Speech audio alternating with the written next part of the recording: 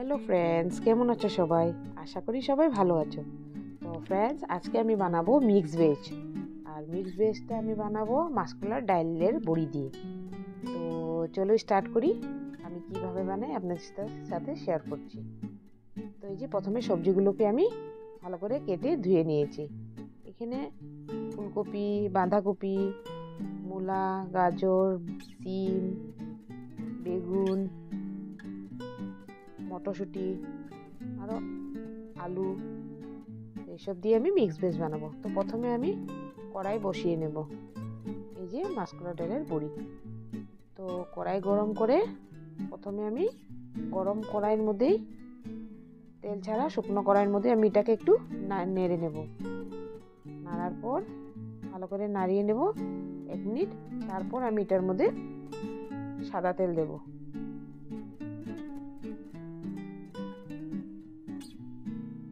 দিয়ে এই যে এটাকে ভালো করে লাল করে ভেজে নেব। ভাজা হয়ে গেছে। তারপর সেম কড়াইয়ের মধ্যে আমি সাদা তেল দিয়ে দেব। দিয়ে আমি 5 ফোড়ন সোমবারে দেব।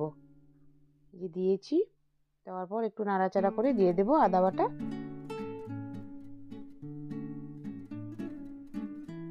দিয়ে একটু নেড়ে নেব। নেড়েই দিয়ে দেব কেটে রাখা টমেটো আর কাঁচা লঙ্কা দিয়ে একটু ভেজে নেব। টমেটোটা ভাজা হয়ে যাওয়ার পর দিয়ে দেব কেটে রাখা সবজিগুলোকে।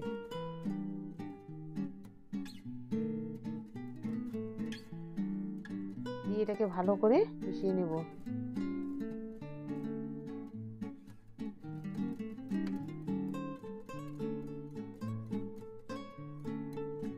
মিশানো হয়ে গেছে। এখন দিয়ে দেব স্বাদ মতো নুন আর দেব হলুদ গুঁড়ো আর একটু জিরে গুঁড়ো।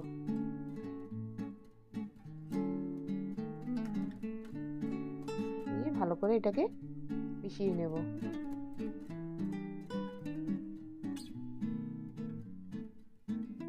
ভাজতে ভাজতে সবজিটা কমে যাচ্ছে।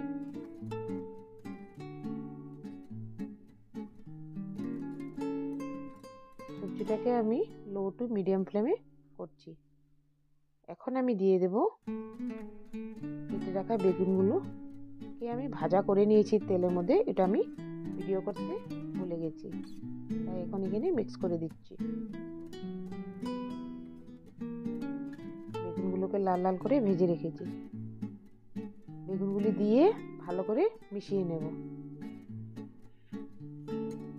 ভালো করে মিশিয়ে নিয়েছি। এখন দিয়ে দেব মটরশুঁটিগুলোকে। মটরশুঁটিগুলোকে আমি একটু গরম জল ভাপা দিয়েছিলাম। এখন ভালো করে এটাকেও মিশিয়ে নেব। মিশানোর পর দিয়ে দেব বড়িগুলোকে।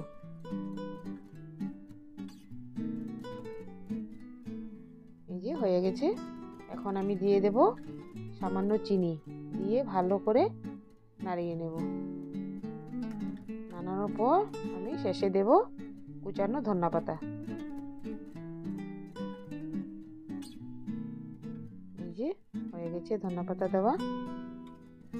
দেখুন ফ্রেন্ড, কি সুন্দর হয়েছে দেখতে। খেতেও খুব ভালো হয়েছিল। তো ফ্রেন্ডস, আমার ভিডিওটা যদি ভালো লেগে থাকে তাহলে like, comment, share and subscribe করে দেবে। ধন্যবাদ।